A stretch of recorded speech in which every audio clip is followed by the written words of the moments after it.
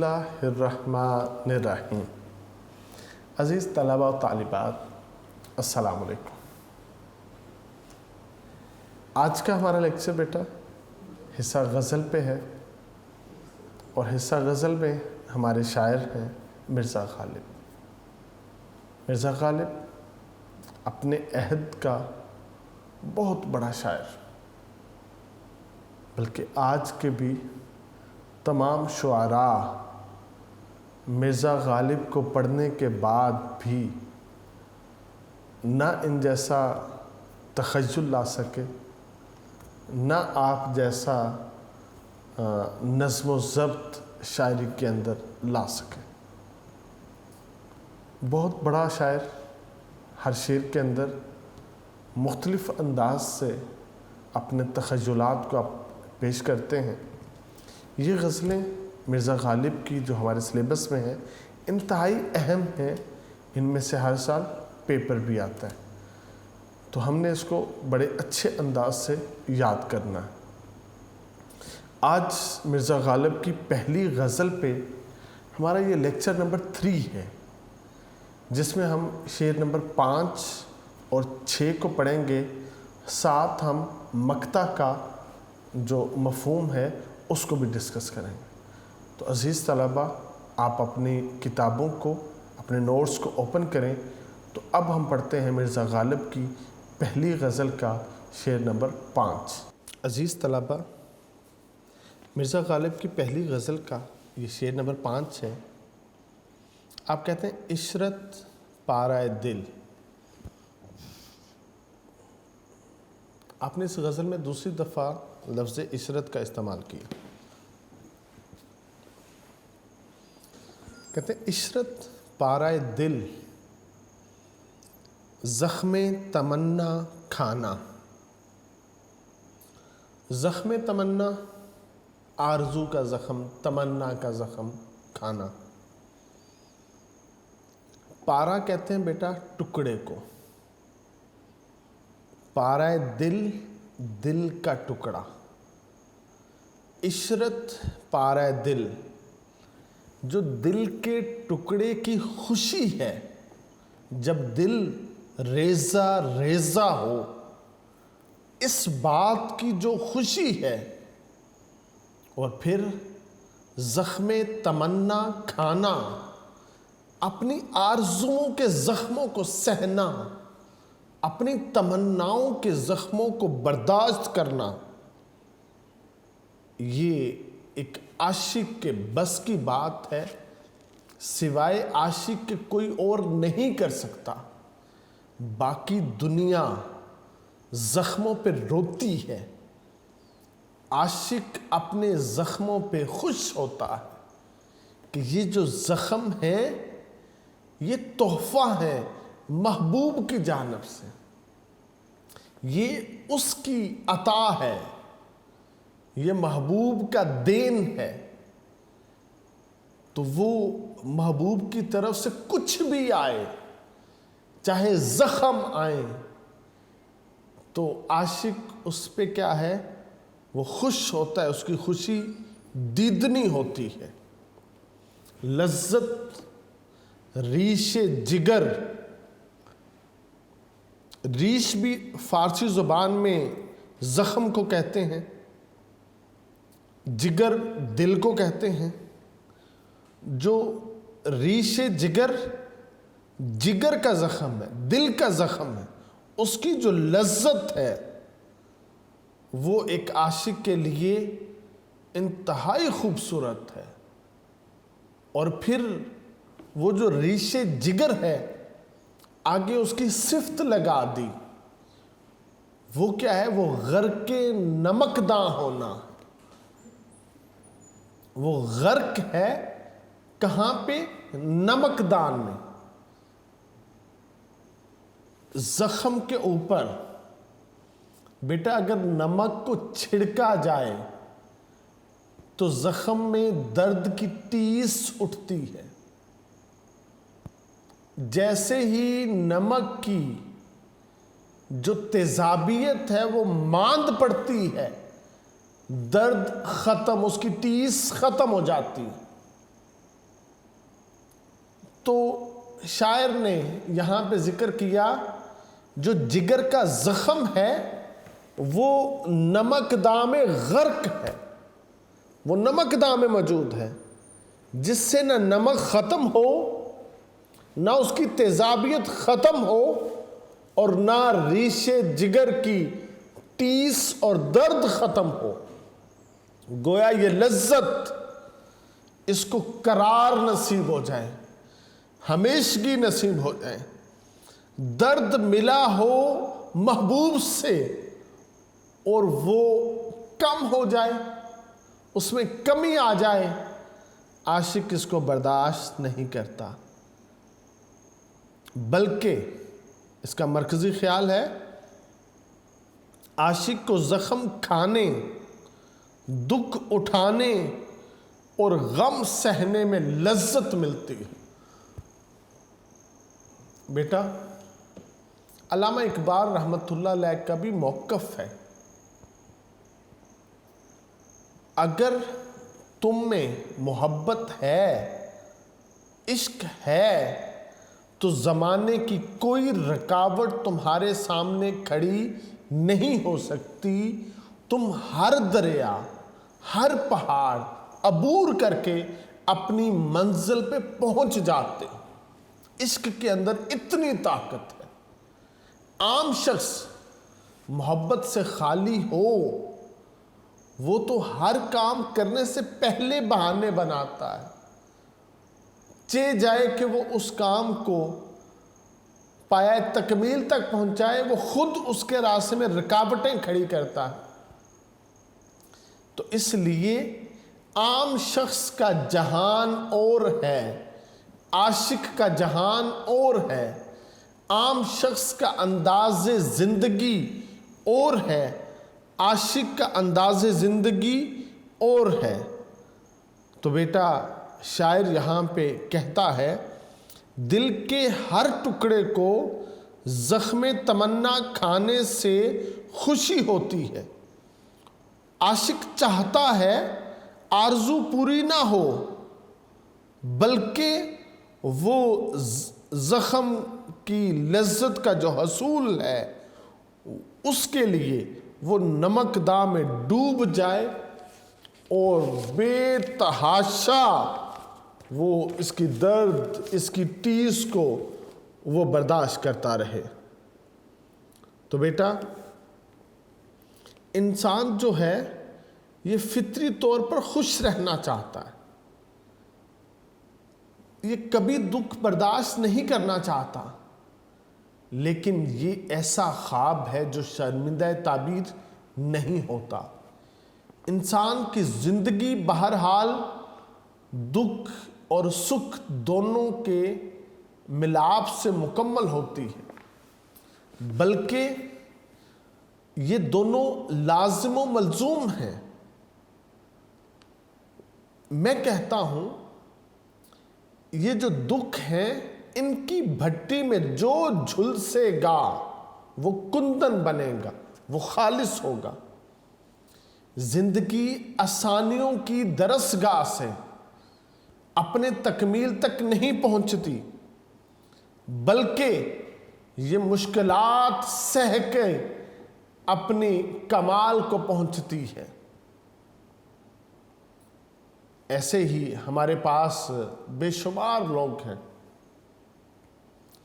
جن کی ابتدائی زندگی محنت مشقت کے ساتھ عبارت ہے، وہ اپنی جوانی نوجوانی میں ایک کامیاب ترین انسان بننے کی طرف آگے بڑھتے چلے۔ جو شخص مشکل کو برداشت نہیں کرتا، مشکلات کو سہنے کا عادی نہیں ہوتا، جو شخص اپنے دکھوں اور اپنے غموں پہ اپنا ضبط کا بندھن نہیں باندھ سکتا، وہ کبھی بھی آگے ترقی کی طرف نہیں بڑھ سکتا، کیونکہ رنج سے خوگر ہوا انسان تو مٹ جاتا ہے رنج سے خوگر ہوا انسان تو مٹ جاتا ہے رنج، مشکلیں مجھ پر پڑی اتنی کہ آسان ہو گئیں۔ تو پھر کیا ہوتا ہے؟ مشکلیں آسان ہو جاتی ہیں۔ جو مشکلات سے بھاگتا ہے اس کے اوپر مشکلات بھاری پڑ جاتی ہیں۔ جو مشکلات سے نبرد آزما ہوتا ہے اس کے لیے مشکلات ہمیشہ آسان ہو جاتی ہیں۔ اسی طرح ایک ایسا شخص جو کسی ہستی سے، اپنے وطن سے، اپنے نظریے سے عشق رکھتا ہو، عشق کے جذبے سے سرشار ہو، وہ اس مقام پہ پہنچتا ہے جہاں کوئی دکھ اس کے لیے دکھ نہیں ہوتا، کوئی سکھ اس کے لیے سکھ نہیں ہوتا، کوئی زخم اس کے لیے زخم نہیں ہوتا۔ تو اقبال بھی کہتے ہیں جفا جو عشق میں ہوتی ہے وہ جفا ہی نہیں، جفا جو عشق میں ہوتی ہے وہ جفا ہی نہیں، ستم نہ ہو تو محبت میں مزہ ہی نہیں۔ تو عزیز طلبہ، یہاں پہ ہمیں جو چیز مرزا غالب نے وہ بتائی ہے وہ مشکلات سے بھاگنا نہیں ہے، بلکہ اس کے ساتھ مقابلہ کرنا ہے تاکہ مشکلات کیا ہیں یہ آسان ہو جائیں۔ جب مشکلات جو ہیں ان سے ہم مقابلہ کریں گے، ایک ایک مشکل کو ہم اس طرح سے مغلوب کرتے چلے جائیں گے تو پھر منزل پہ پہنچنا ہمارے لیے بہت آسان ہو جائے گا، کیونکہ جسے عشق کا تیر کاری لگے، جسے عشق کا تیر کاری لگے، زور سے لگے، اسے زندگی کیوں نہ بھاری لگے۔ تو پھر بیٹا کیفیت جو ہے وہ یہ ہو جاتی ہے۔ تو عزیز طلبہ، یہاں پہ جو مرزا غالب نے ہمیں سمجھایا ہے کہ آپ اپنے زخموں کو کم نہ کرو، آپ اپنے دکھوں کو کم نہ کرو بلکہ ان کو بڑھاؤ، کیونکہ جب زخم نمکداں میں غرق ہوگا نا، پھر تمہارے سارے حواس مل کے کیا کریں گے؟ تگدو کریں گے، کوشش کریں گے۔ تم اپنے سارے کام چھوڑ کے صرف اس مشکل، اس دکھ، اس غم کا مقابلہ کرو گے۔ اس کے لیے جسم اور روح کے ساتھ تم تیار ہو کے جاؤ گے، تو اس سے کیا ہوگا؟ جیت تمہاری ہوگی، عزتیں ہمیشہ تم ہی سمیٹو گے، اور جب تم کو یہ عزتیں نصیب ہوں گی تو پھر کیا ہوگا؟ تم شاداں ہو جاؤ گے، تم مسرور ہو جاؤ گے۔ تو عزیز طلبہ، یہ جو ہمارا جسم ہے یہ محض ایک گوشت کا لوتھڑا ہے، ایسے ہی جو ہمارا دل ہے یہ بھی تو ایک گوشت کا لوتھڑا ہے۔ یہ انسان کے سینے میں بھی دھڑکتا ہے، یہ حیوان کے سینے میں بھی دھڑکتا ہے۔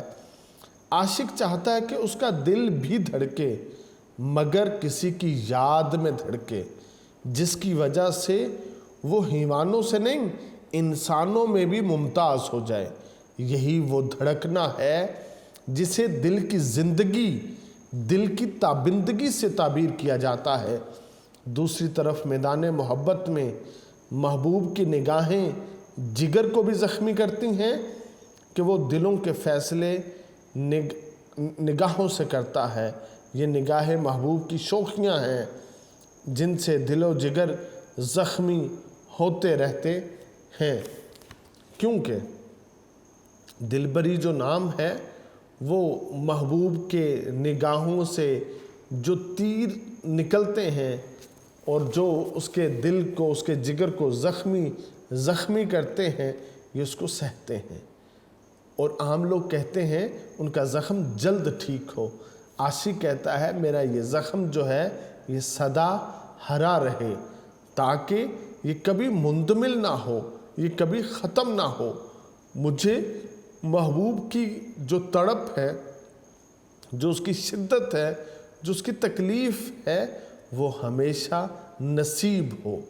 عاشق اس لیے اس زخم کی لذت جو ہے وہ اس کو حاصل کرتا ہے۔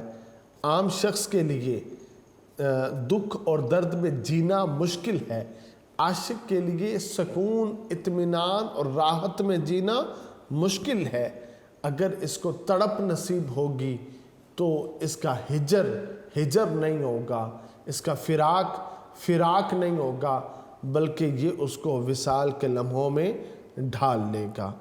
مختصر بیٹا یہ تمنا کا زخم کھانا دل کے ٹکڑوں کے لیے سامان عشرت اور زخم جگر کے لیے نمک دام غرق ہو جانا، یعنی اس پر نمک کا مسلسل چھڑکاؤ کرنا، یہ وجہ لذت ہے۔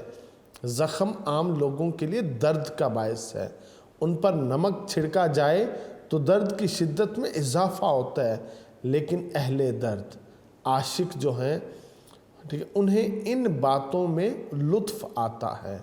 وہ نہ صرف زخم کھاتے ہیں بلکہ ان پر زیادہ سے زیادہ نمک چھڑکتے ہیں تاکہ یہ جو زخم ہے یہ طویل مدت تک میرے ساتھ رہے۔ طبیعت ہی درد آشنا ہو گئی، طبیعت ہی درد آشنا ہو گئی، دوا کا نہ کرنا دوا ہو گیا۔ تو عزیز طلبہ، اس شعر کو سمیٹتے ہوئے کبھی کبھی جگر کے زخم محض نمک پاشی پر راضی نہیں ہوتے بلکہ انہیں نمک دام میں غوطہ زنی کی خواہش ہوتی ہے۔ بعض افراد کے نزدیک تو جگر کے زخموں اور محبوب کے نمک دان کا آپس میں گہرا تعلق ہے۔ حسرت موہانی کہتے ہیں قیامت کا تعلق ہے، قیامت کی محبت ہے، قیامت کا تعلق ہے، قیامت کی محبت ہے، میرے زخموں کی گویا جاں ہے تیرے نمک دام میں۔ تو عزیز طلبہ، مرزا غالب کا اب ہم پڑھتے ہیں شعر نمبر 6۔ آپ اس شعر میں کہتے ہیں کہ میرے قتل کے بعد اس نے جفا سے توبہ۔ اس کے اندر بیٹا اسم اشارہ ذکر ہوا، اس نے، اس سے مراد ہے محبوب، کہ میرے قتل کے بعد، مجھے قتل کر دینے کے بعد اس نے، محبوب نے کیا کیا؟ جفا سے توبہ۔ جفا کہتے ہیں بیٹا ظلم کو، محبوب نے ظلم سے توبہ کر لی۔ میرے مرنے کے بعد محبوب نے جفا سے، ظلم سے توبہ کر لی۔ محبوب کو ندامت ہوئی ہوگی اپنے کیے پہ کہ مجھ سے یہ کیا غلطی سرزد ہو گئی کہ ایک قیمتی انسان، ایک اعلیٰ ظرف انسان، ایک وہ شخص جو پوری کائنات میں سب سے زیادہ مجھ سے محبت رکھتا، جس کے لیے سب کچھ میں تھا، میرے ہاتھوں سے وہی قتل ہو گیا۔ اس کو ندامت محسوس ہوئی، جس کی وجہ سے اس نے کیا کیا؟ اس نے جفا سے، ظلم سے اس نے توبہ کر لی۔ ہائے اس زود پشیماں کا پشیماں ہونا۔ مرزا غالب بڑا خوبصورت یہ دوسرا مصرع لکھتے ہیں، کہتے ہیں میرے محبوب نے اپنے عمل پہ ندامت محسوس کرتے ہوئے ظلم سے توبہ کر لی۔ ہائے افسوس اس زود پشیماں کا پشیماں ہونا۔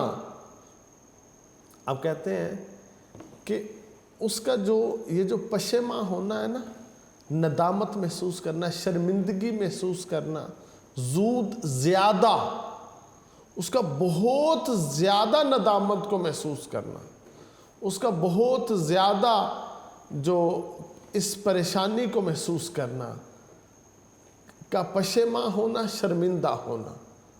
کہتے ہیں افسوس، ہائے افسوس اس کے شرمندہ ہونے پر بھی کہ آج وہ بہت زیادہ شرمندہ ہو رہا ہے تو اس پر آپ پشیمانی کا اظہار کرتے ہیں، مگر یہ کہتے ہیں واقعہ کب ہوا؟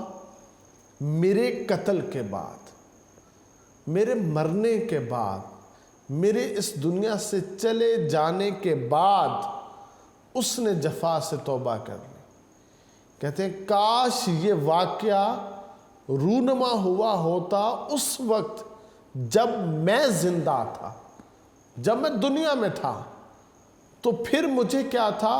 اس زود پشیماں کے رویے کی وجہ سے مجھے کچھ سکون ملتا، مجھے کچھ قرار آتا، مجھے بھی اپنے محبوب سے محبت ملتی، مجھے بھی اپنے محبوب سے ایسے الفاظ سننے کو ملتے جو میرے کانوں میں رس گھولتے، جو میری روح کو جلا بخشتے، جو مجھے طاقت دیتے، توانائی دیتے۔ مگر کیا ہے؟ جب تک میں تھا تو محبوب کا ظلم و ستم تھا، جب میں دنیا سے گیا تو اسے اپنی زندگی میں اپنے اس عاشق کی کمی محسوس ہوئی جس کے اوپر اس نے ندامت اور شرمندگی کا اظہار کیا ہے کہ کاش میں نے ایسا نہ کیا ہوتا۔ تو عزیز طلبہ،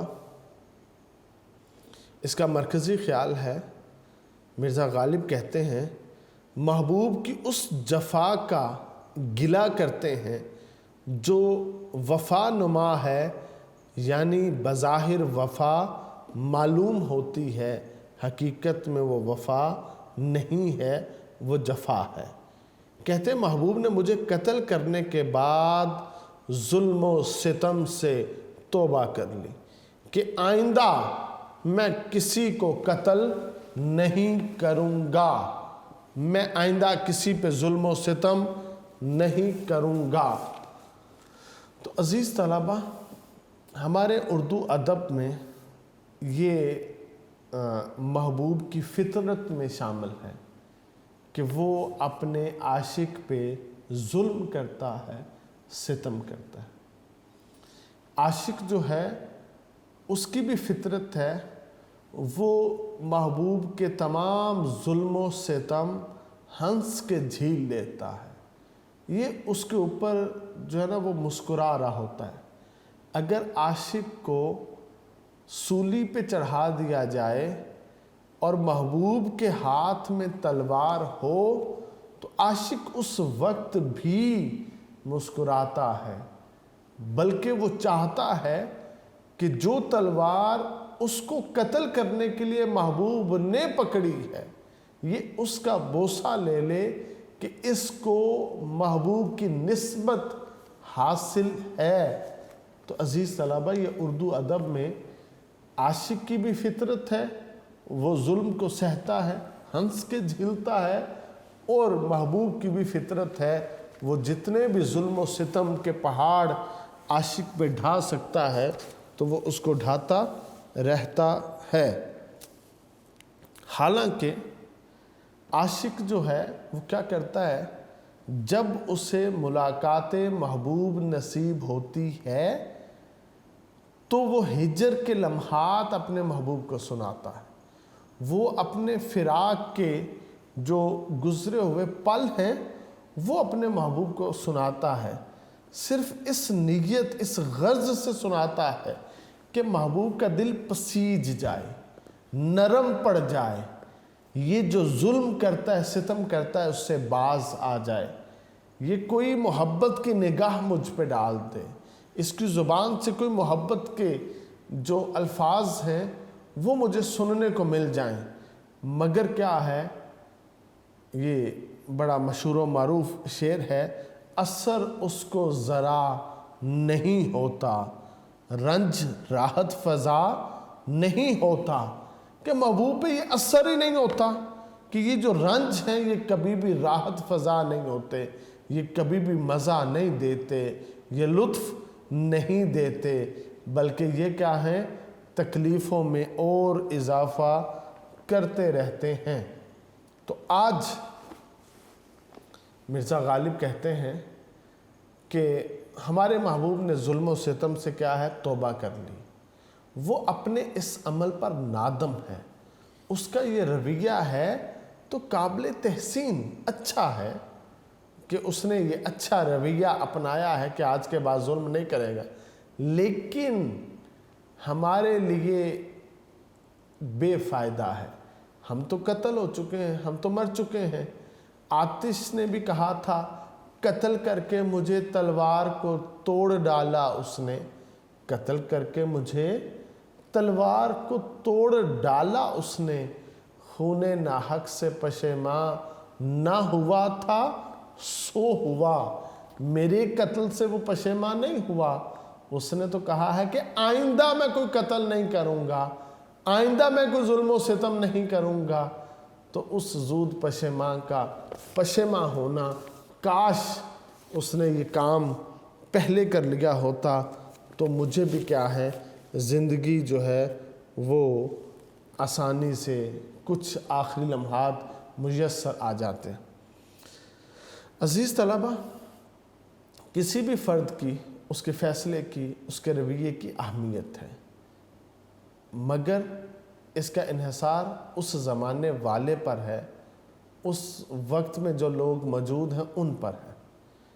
جب انسان اس دنیا سے رخصت ہو جاتا ہے اور اس کے بعد اگر کوئی شخص اپنے فیصلوں پر سوچ بچار کر کے ان میں کوئی تغیر لاتا ہے، ان میں کوئی تبدیلی کر لیتا ہے، تو اب کیا ہے، جن پہ اس نے ظلم کیا تھا، جن کو اس نے قتل کیا تھا، جس کی وجہ سے وہ پشیماں ہو کر اس نے توبہ طائب کر لی ہے، مگر ان لوگوں کو اس کا کوئی فائدہ نہیں ہوگا کیونکہ وہ اس دنیا سے رخصت ہو چکے ہیں، جا چکے ہیں۔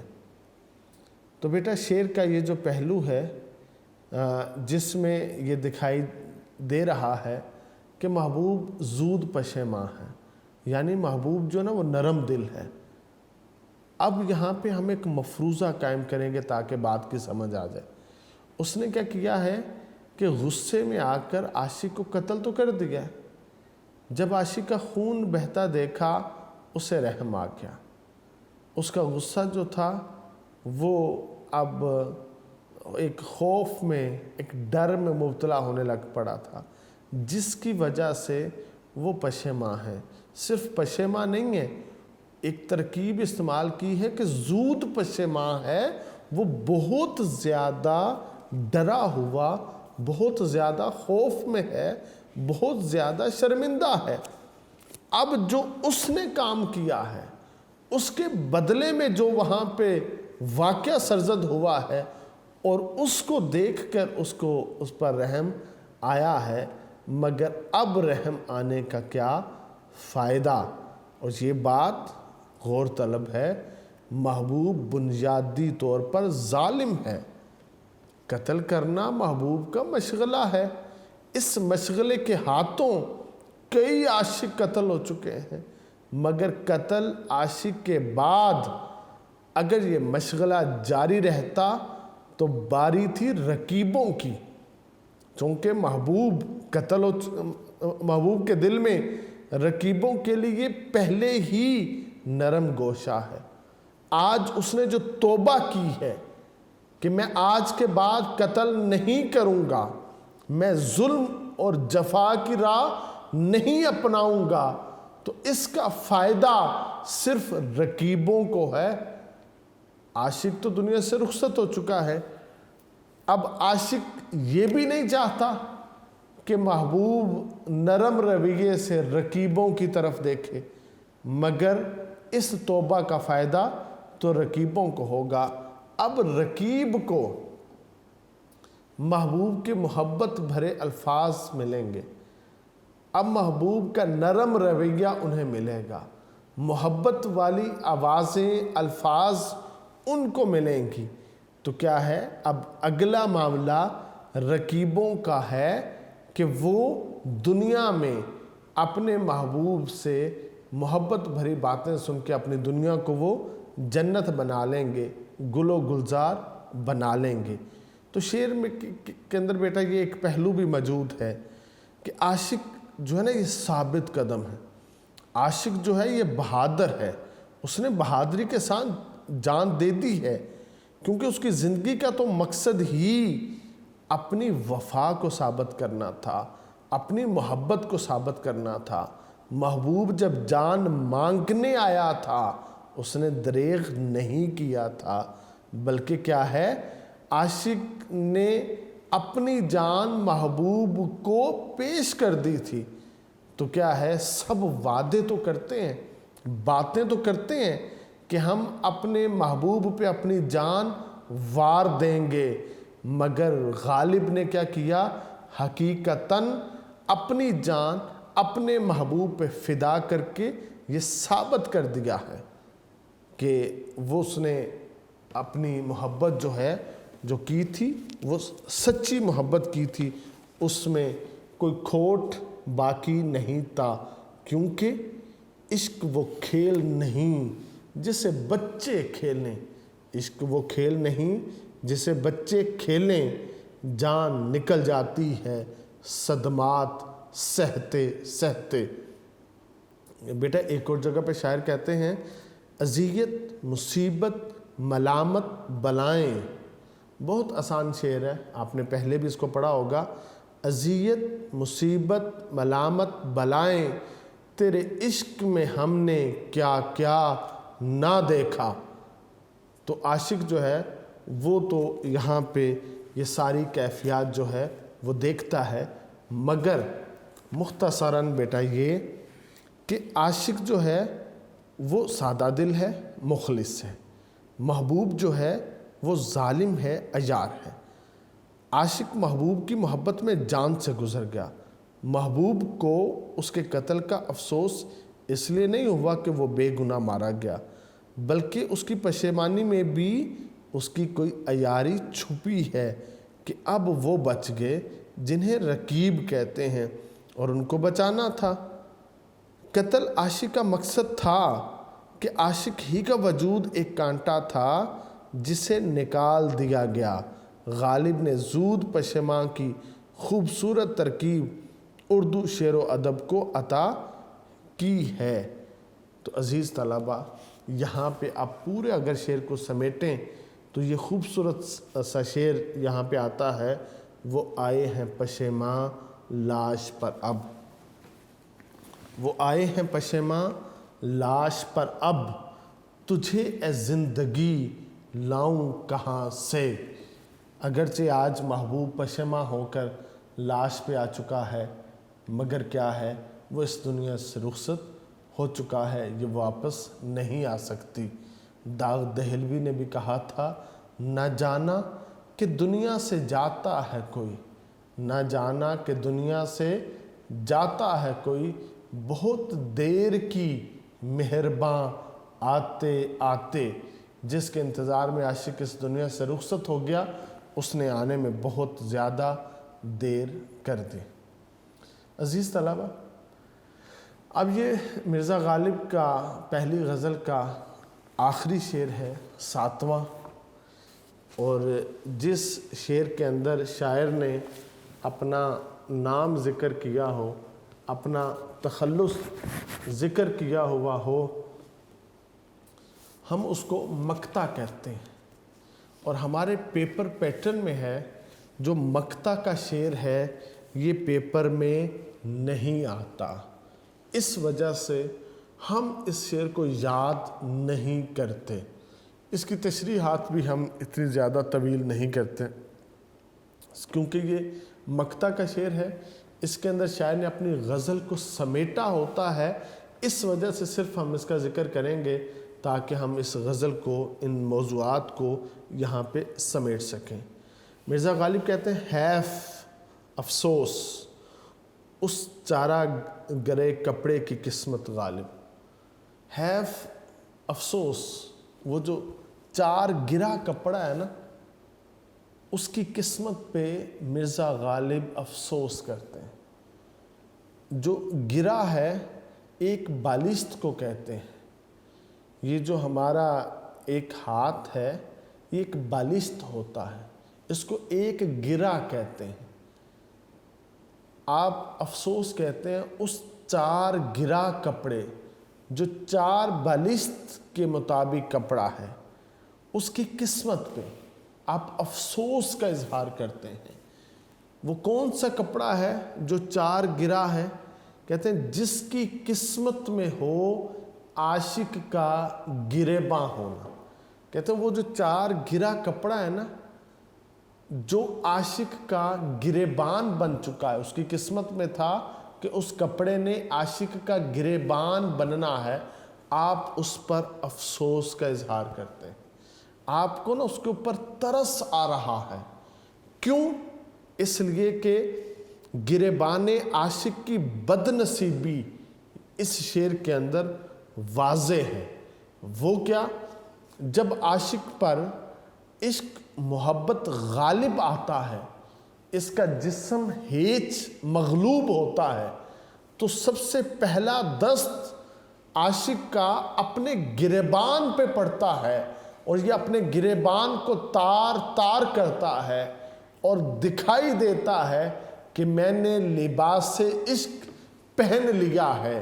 यानी जिसका गिरेबान सलामत हो वो सब कुछ हो सकता है, आशिक नहीं हो सकता, और जिसका गिरेबान तार तार हो वही सच्चा आशिक होता है। तो इस शेर का ये मफहूम है कि इस गिरेबान के कपड़े पर तरस आता है जो इश्क में दीवानगी का शिकार शख्स का हो और उसका जनून बार बार गिरेबान चाक करने का सबब बने। तो बेटा यहाँ पे ये कैफियत है कि मिर्ज़ा गालिब जो है वो तमाम आशिकों की तरफ से उनका हुलिया बता रहे हैं कि उनका हुलिया ऐसा होता है, उनके बाल अटे होते हैं, उनका लिबास फटा हुआ होता है, उनके पाँव में जूते नहीं होते।